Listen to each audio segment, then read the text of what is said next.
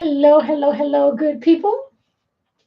Hello, good people. I am Dr. Hollie Kelly with my special guest, Ira. And it's been a while since you've seen Ira. Thank you for joining me. You're welcome. Thank you for joining me. Woohoo! Okay.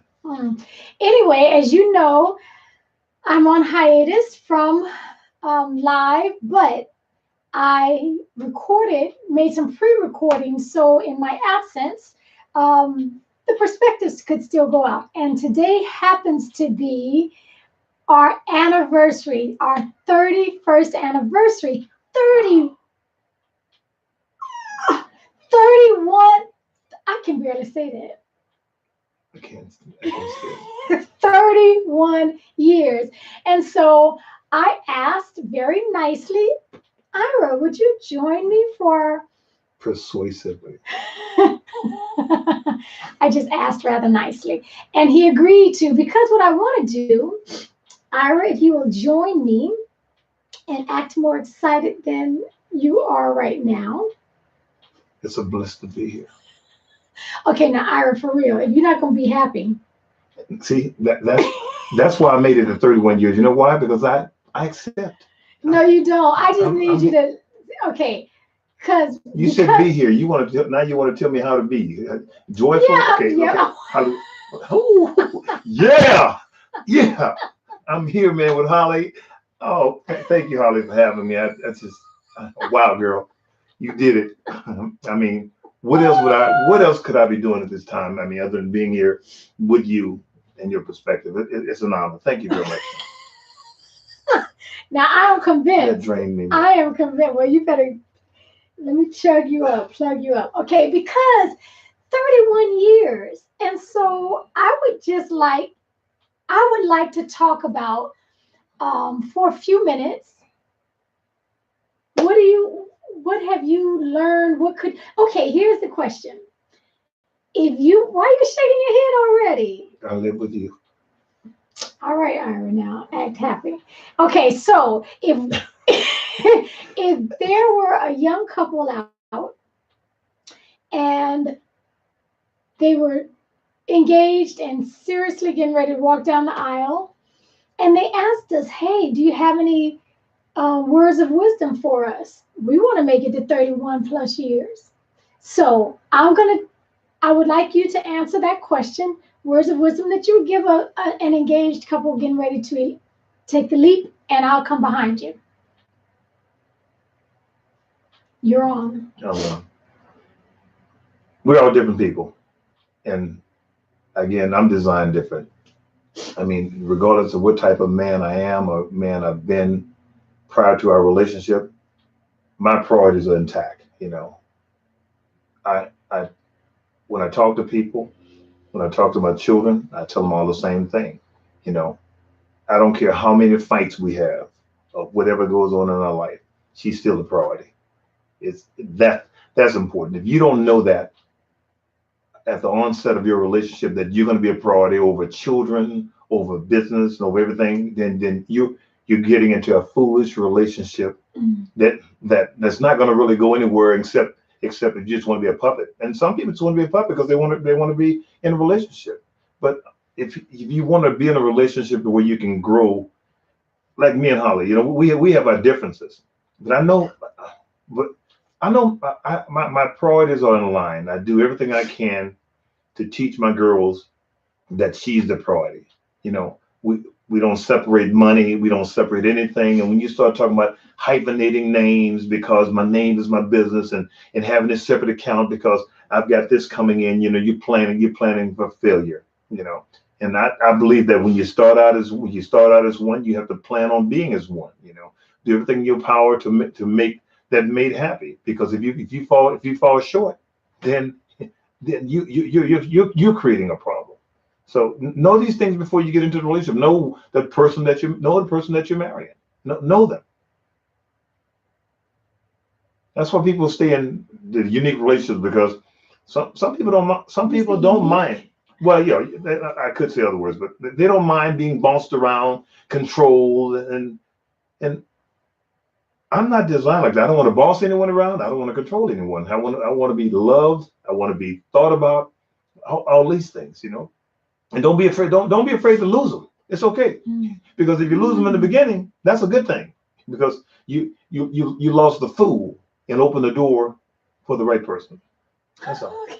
That's the truth. I mean, come on. I mean, we just can't fall in love with a face and an idea. You got to fall in love with something that's real, something that's tangible, something that's going to happen. You have to be able to look at him or her and say, you know what, we can do this. We can accomplish these goals here, but we can't accomplish these goals if it's either or. Every other word out of their mouth is I, my, and everything should be ours. Whether you uh, a homemaker or working in the workplace, everything goes into one pot. You have to create that mental closeness for both of you by saying those things and creating, but so each one of you be able to say, you know what, I know where he or she stands. I know it's kind of jumbled up, but No, that's good. Let me ask this, because you said something about goals. So do you believe a marriage should have goals? that's okay. Here, back in Paris, Holland, we had what, 18,000 dollars in the bank, and we had $14,000 in credit card debt. And what did we say? Well, you said, because it made more sense. I wasn't thinking like that.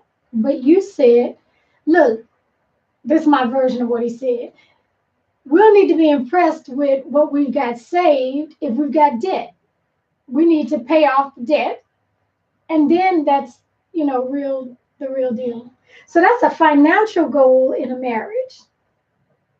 Do you believe that the union, the people, the couple should have a goal for their marriage?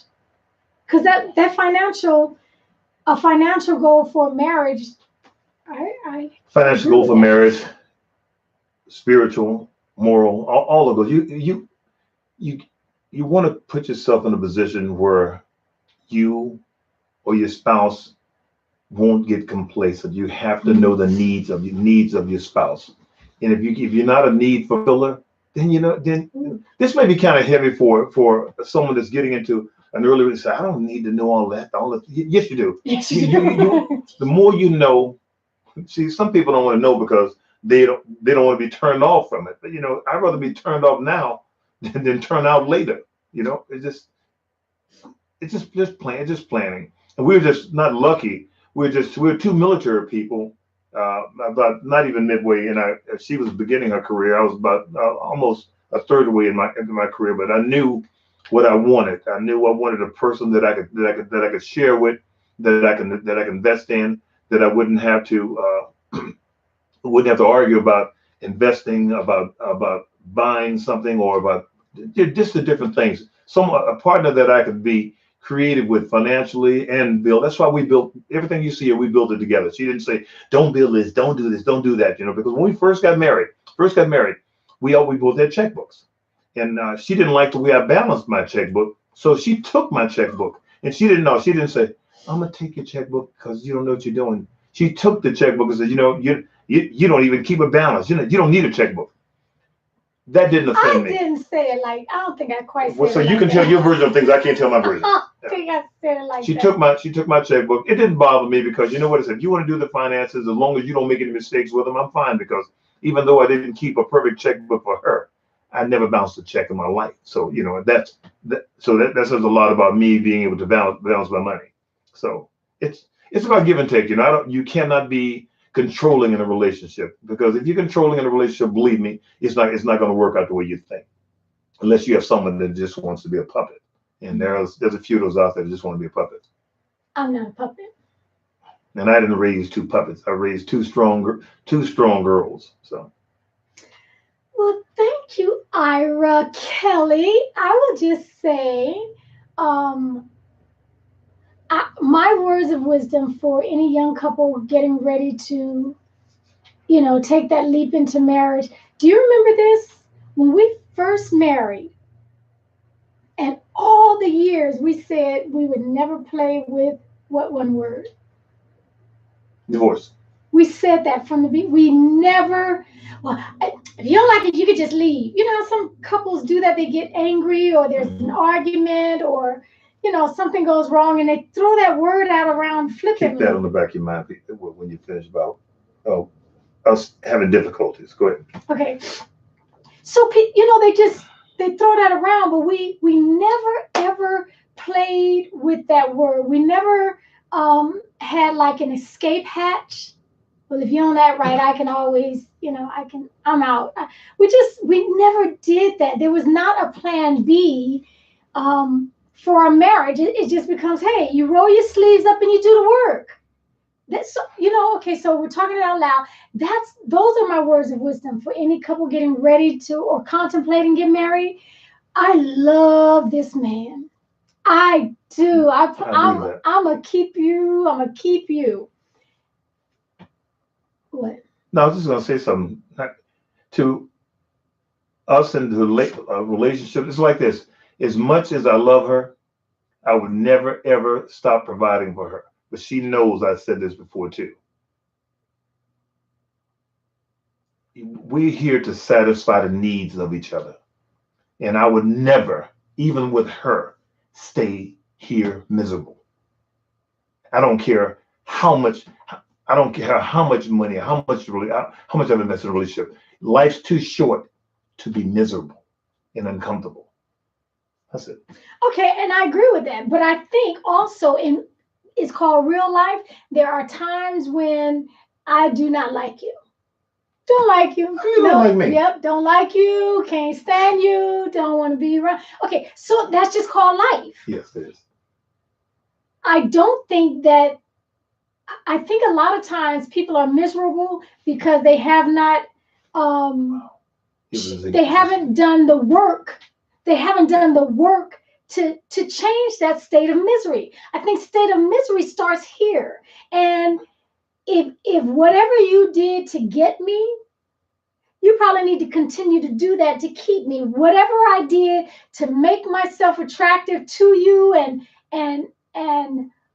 it wasn't attraction, it was all about business. Whatever that stuff was, you got to keep doing that stuff. Whereas I was going, my words of wisdom is you have to know, this is where I was going. I love this man tremendously. I do. And I like him a lot. But it is work. Because I'm really funny. Because it is work. It's work. It is work. I mean, anybody that you see. Okay, nobody's perfect, but we're perfect for each other. Is right. What we say. And I'm a giver. He's a really good giver. He's a very generous giver. But I think that whenever you see a couple that is in love and their marriage has lasted and stood the test of time, two things you can know for sure. Absolutely, there have been winters in their marriage. There have been some dips and valleys. Nobody does this and stay up here on the mountain. It's work. I'm going to test her knowledge real quick. Oh, goodness. She's going to pass. This is unplanned. Because we've been in these little competitions and we have killed them. Watch this. When we got married, the minister said to us, out of all the things that I may say to you today, it's one thing I want you to do. Keep folk out your business. Because when you have difficulties between each other, 99.9% of the time you work out the differences. Mm-hmm. But if you go to your sister and say, "Girl, I cannot believe he's getting on my last doggone nerve. Let me tell you what he did." No, I can't even tell you what he did because it's just ridiculous. Now, then she's gonna go back home and he's gonna say, "Look, babe, you know what?" I said, "Whatever you think, I'm sorry." Then then next day she can go to lunch and say, "Girl, I cannot believe." Hey, girl, no, we're past that. What do you mean we're past that? They don't forget. Keep them out of your business. Yeah. That's it. Yeah, that's another word of wisdom. I think you do need good, solid counsel, but it has to be with some. I think if you're going to seek counsel, it needs to be from somebody who's been there, done that. Not your single girlfriend, not your mother. Your mother loves you tremendously. She's biased. Except my mother's not biased. She's biased. Not mine. She biased with her grandkids. Oh yeah. Oh yeah. Oh yeah. So anyway, thank thank you for allowing us to come into spend some time with you at an extra long version, but 31 years of marriage. And yeah, I'm going to keep you. Some of you that are out there that know her and communicate with her on a frequent basis, please continue reminding her. It's important, so please listen. Continue reminding her that I need the Corvette. I need it. It's time. It's time for me to let my hair blow in the wind. Oh yes, all your Don't strands. do it, Holly. Stop, Holly. Man, stop. All your strands, blow them in the wind. So again, thank you for joining. I'm sorry, Thank you for joining us. Thank you, Ira, for joining. Give me an anniversary kiss. Oh, come on, Holly. Let the people act like you like me. There's your hands. Okay. Corvette. Until next time. 2018, possibly. This is anniversary. This is about our anniversary. This is about our love and loving relationship and friendship and laughter and joy of 31 years. They got hair blowing the wind and driving my car. One of us got hair, so. No, I had waves when I first met her. She drove me crazy, made me gray and bald and fat. No, I'm not fat. That will never happen. Until next time, take real good care of yourselves.